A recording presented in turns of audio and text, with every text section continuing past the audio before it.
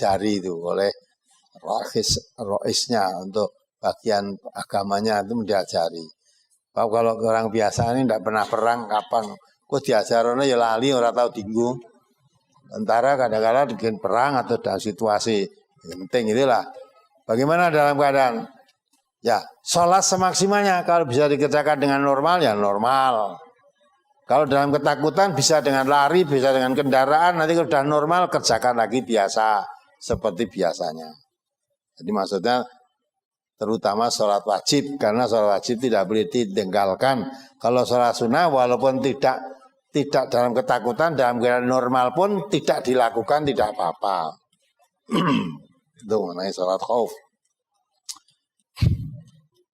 Masjid Nabawi apa termasuk ya dilarang? Bukan. Bapak perlu tahu ya. Nabi dikubur di situ bukan dikubur di masjid.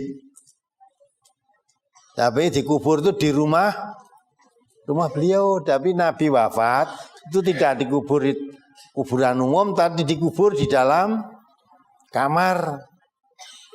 Ya, kamarnya Nabi. Aisyah. Nah, Aisyah waktu itu ya. Nah, setelah Abu Bakar wafat,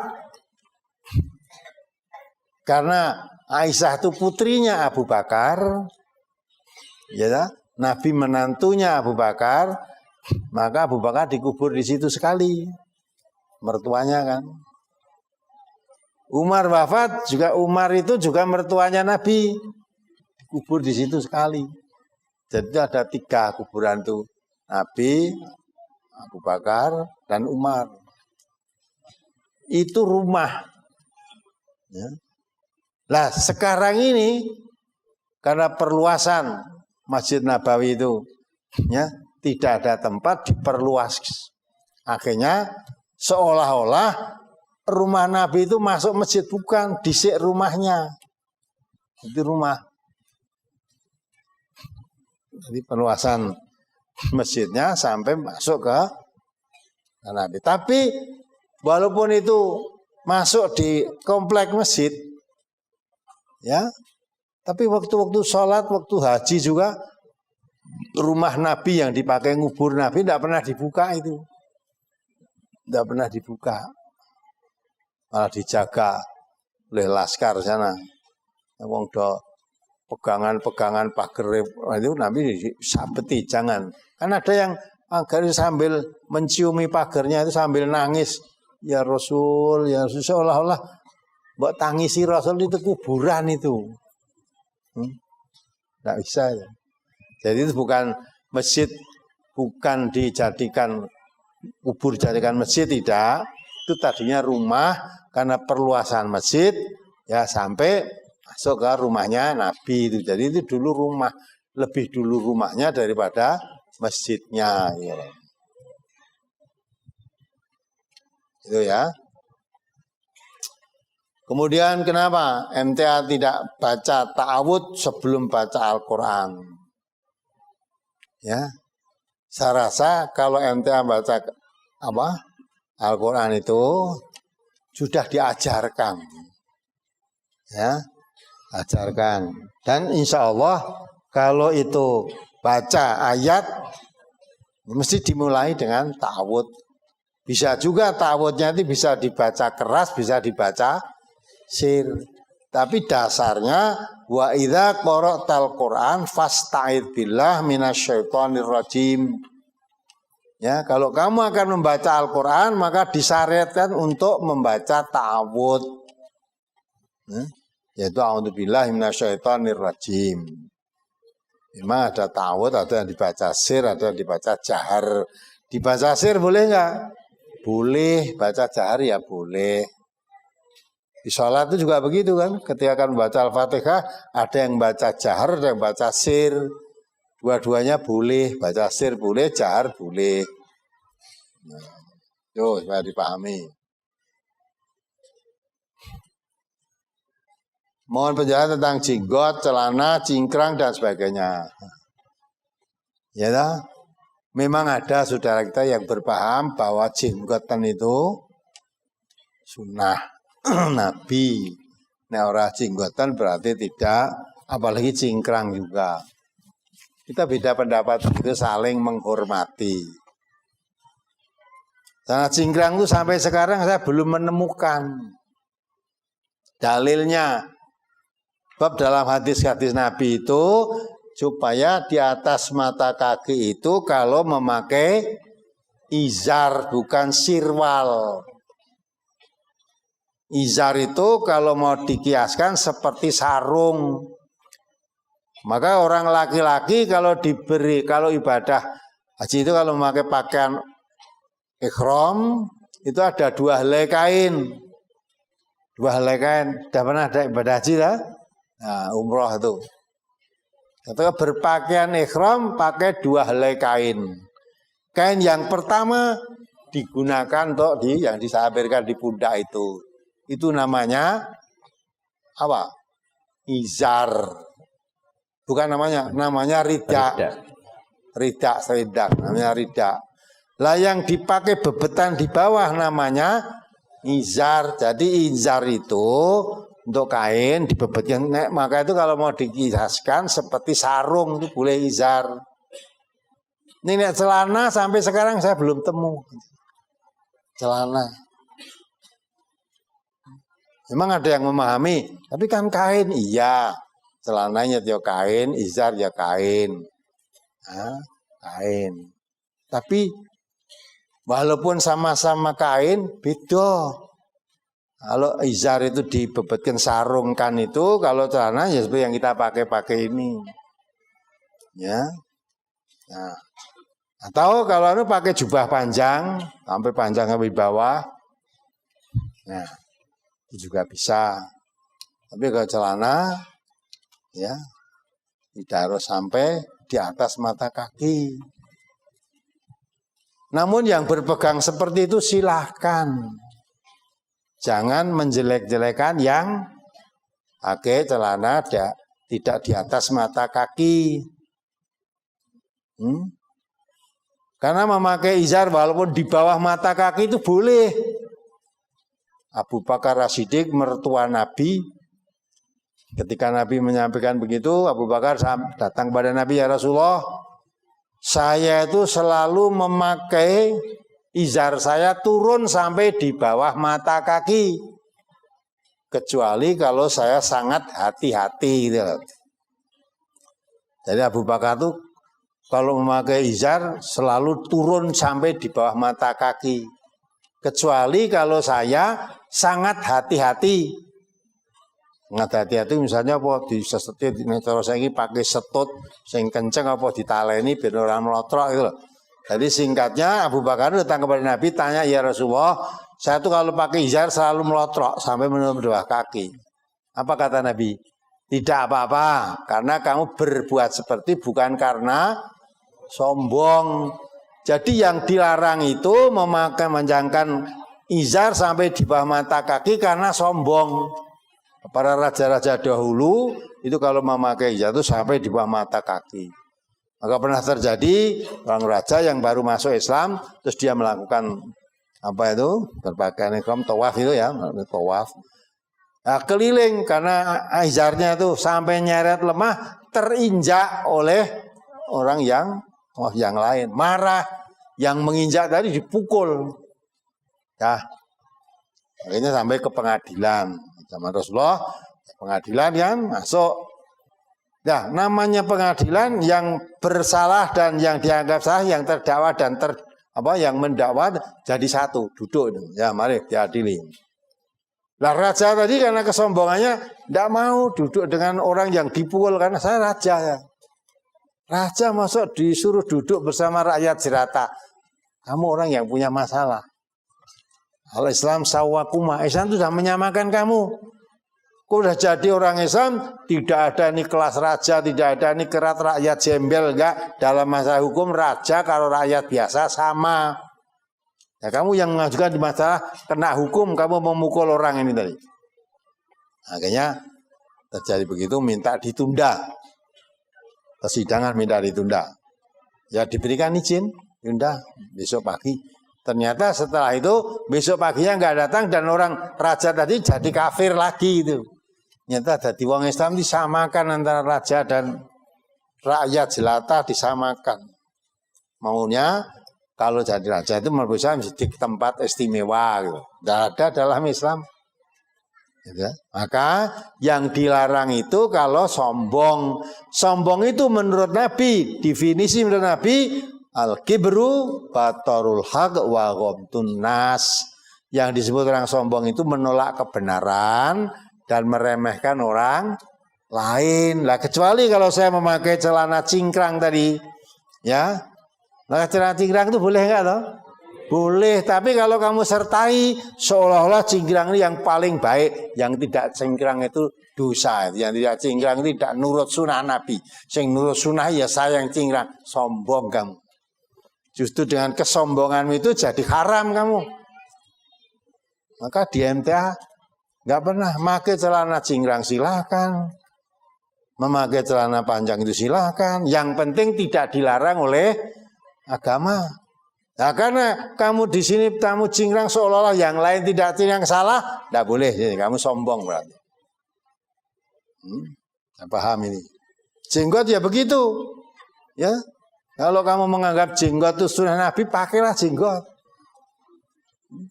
Asing orang duwe jenggot tuh ora iso nglakoni sunah kamu. Ya. Omne jenggote siji. Jenggote telu dawa. Soale jenggote siji nang kene andeng-andeng biasanya metu jenggote. Karena sunah Nabi nganti dawa siji tok njlentir. Wis dopeni itu. Nabi mengatakan itu dulu ya. Jenggot dan kumis itu awalnya untuk membedakan antara orang Islam dan orang Yahudi. Orang Yahudi itu suka memelihara kumis, menyukur jenggot. Nah supaya beda, maka Nabi membedakan supaya sahabat-sahabat itu menyukur kumisnya dan memanjangkan jenggotnya. Jadi fungsinya hanya untuk pembeda aja. Ya, jadi kalau pakai jenggot, kumisnya, oh itu Islam. Kalau kumisnya panjang, jenggotnya enggak, oh itu Yahudi, itu kafir. Nah di sini nggak bisa untuk membedakan itu. Malah yang jenggotnya panjang itu tukang sonji. Dulu model sonji tahu. Nah, sing waktu zaman nalo-nalo itu. Nah, kalau tidak tukang sonji, dukun. Dukun itu jenggotnya panjang-panjang. Jadi kalau itu untuk membedakan tidak bisa. Kalau di sini nggak bisa. Kalau yang itu kan dengan orang sama orangnya sama, besar-besarnya sama, ya, brewoknya sama. Nah gitu. Tapi sekedar untuk membedakan, bukan untuk syariah untuk haram atau halal, tidak. Namun kalau kamu berkeyakinan begitu silahkan. Apa tuh? Orang sang elek-elek sing ora jenggoten. Gitu. Wong dunia luar dah pakai ulang-alik, dah pakai peluru kendali, dah sampai di bulan. Wong Islam mung jenggot katok. Kok kaya rene yang dipikir liyane gitu loh. Ya. Kok enggak ada yang lebih penting daripada jenggot dan katok. Kalau kamu merasa jenggot sunnah itu andai kata tidak dikerjakan dosa enggak? Kalau kamu mengatakan sunnah kan tidak dosa. Kamu yang merasa sunnah, pakailah gitu. Tidak usah ngelek-elek yang lain. Kalau kamu merasa yang jenggotan merasa lebih baik, lebih nyunah daripada Nabi, sombong kamu. Apalagi yang pernah cingkrang. Apa pernah ada riwayatnya Nabi pakai celana cingkrang itu? Nabi gak pernah pakai celana seperti saudara-saudara ini. Ya, Nabi pakai jubah. Pakai jubah. Ya. Maka itu yang lain, yang lebih penting itu banyak. Kenapa kamu membicarakan hal itu? Ya, kok kaya kurang gawean wong Islam. Nah, jenggot cingkrang. Dadi pecah mula wong Islam ora maju. Ya, kancane wis tekan bulan kene wong katokan cingkrang. Yang di kata cingkrang jenggot. Kok kaya ndak ada Islam ini seperti ndak ada yang lain yang lebih penting gitu loh. Padahal yang celananya tidak cingkrang, yang tidak jenggotan tidak pernah ngelokke, tidak pernah menyakiti hati yang jenggotan maupun yang cingkrang. Lah yang jenggotan, yang cingkrang kok sering menyakiti hati yang tidak. Kalau kamu merasa benar sendiri, amalkanlah sudah. Tanggung jawab di hadapan Allah nanti lana amaluna walakum amalukum. Bagiku amalku, bagimu amalmu. Ya. Sunnah-sunnah yang lain banyak tidak dilakukan, ya. Jenggot, cingkrang, wahai seolah-olah itu kuncinya surga. Kunci surga itu bukan dilihat jenggotnya, bukan dilihat cingkrangnya. Ya, siapa yang masuk surga? Amanu wa amilus sholiha. Man amila sholihan min dzakarin wa unsa wa huwa mu'minun falanuhyanahu hayatan thayyiban. Siapa yang beriman dan beramal soleh, baik dia laki-laki maupun perempuan, dilandasi iman tadi, akan diberi kehidupan yang baik, maksudnya di surga nanti. Dan yang pertama kali ditanyakan oleh Allah, kata Nabi, awalu ma yuhasabu bihi bil abdu apa? As-sholah, bukan ajinggot. Pertama kali besok tanyakan amalnya seorang itu adalah bangkit dari kuburnya, sholatnya bagaimana? Berarti kalau ke jenggotmu enggak. Fa in saluhat sa'iru amalihi wa in fasadat sa'iru amalihi. Kalau sholatnya baik, semuanya amal baik. Kalau sholatnya rusak, amalnya rusak. Termasuk yang merusak amal itu sombong tadi. Nabi kita mengatakan la yadkhulul jannata man kana fi qalbihi mithqala dzarratin min kibrin. Tidak akan masuk surga orang yang dalam hatinya ada kesombongan walaupun sebesar darah. Darah itu sangat kecil. Sombongan sebesar darah tidak bisa masuk surga. Sedang sombong itu apa? Batarul haq wa ghamtunas. Kamu suka merendahkan orang lain karena kamu merasa benar sendiri, sombong itu. Tidak masuk surga. Ya. Tidak masuk surga. Maka itu hati-hati. Ya. Saya pernah dapat teguran. Bagaimana untuk mengajarkan anaknya, muridnya sunnah, wong ustadznya aja ya tidak jinggotan, ustadznya aja celananya tidak cingkrang, malah rasa tak kata gimana. Ya. Kalau surga itu hanya isinya orang jinggotan dan orang cingkrangan, banyak orang tidak masuk surga. Barang ditekai karena apa? Bukan karena sholatnya baik, karena kamu nggak jinggotan. Kamu tidak cingkrang. Ya. Nah, kalau izar pakai sarung atau itu agak tinggi pantas. Kalau sarung tinggi tekan gon ya, mata kaki gue melakukan nyerimpet. Tapi kalau celana enggak gitu lah, enggak mengganggu apa-apa. Umpamanya zaman dahulu ya. Ya sekarang ya kalau naik sepeda motor kok sarungnya dowo. Tekan ngisaran lain dengan pakai celana tuh. Gitu. Zaman Nabi apalagi kendaraannya unta, kuda. Ya, nek jubai panjang tekan ngisor kaki dah. Kan jadi nyerimpet. Dan yang memakai begitu itu biasanya raja-raja, orang-orang sombong gitu. Maka Abu Bakar pernah nyampaikan pada Nabi, walaupun izarnya selalu turun di bawah mata kaki, ditanyakan ke Nabi, kamu tidak termasuk karena kesombongan.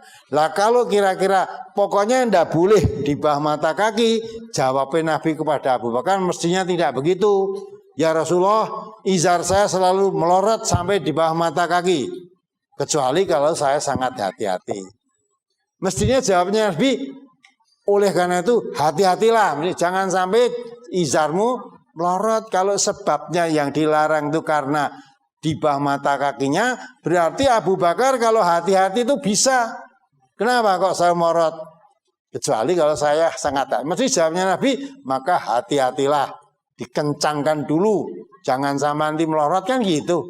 Jawab Nabi bukan suruh hati-hati itu, jawabnya kamu tidak apa-apa karena bukan karena kesombongan. Jadi kainmu melorot sampai di bawah mata kaki itu bukan karena kesombongan.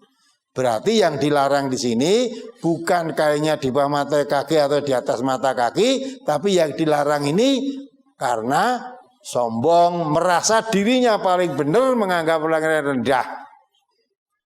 Apakah itu celanamu cingkrang, apa tidak cingkrang? Kalau didasari kesombongan, itu yang dilarang.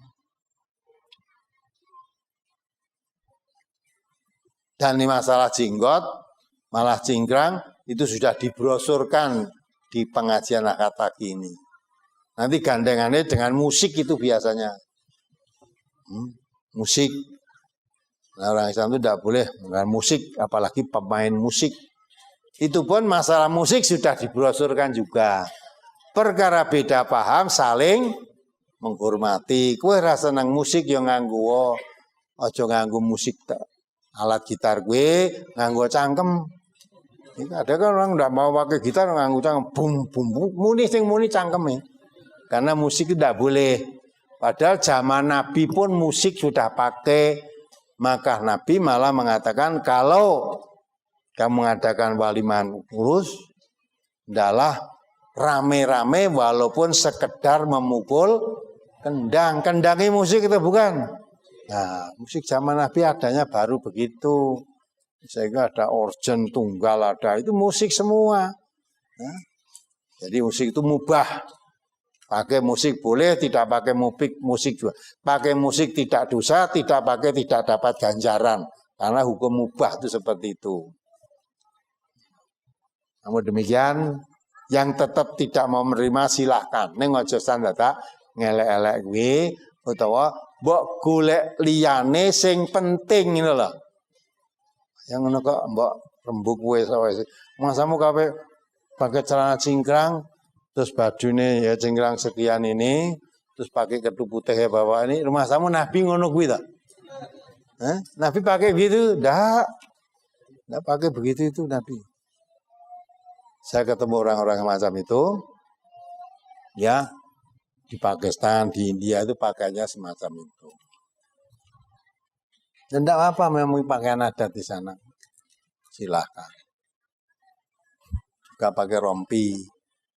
Orang India, orang Pakistan itu kalau pakai rompi, pakai jubah gitu loh, terus nganggo rompi kecil gitu. Jadi jubahnya gede, terus nganggo rompi kecil. Dan orang Indonesia ngono reneng. Orang Indonesia aneh-aneh kok macam-macam. Ono nganggo sarung aja orang Jawa. Kalau orang Jawa sarung kan sampai di. Ono sing sarungnya emang separuh tekan kene tok. Ada ndak itu? Nah, daerah mana itu? Ya, orang Malaysia, Indonesia ada kok. Nah, Sumatera ngendi itu. Jadi sarungnya dilempit tinggo tekan kene tok. Nah. Lah ape ora gitu? Kanggone kono apik gitu loh. Nah, coba kita memakai pakaian itu yang itu didati sarungan kok kaya ngono iki kuwi. Enggak apa-apa itu namanya pakaian adat masing-masing.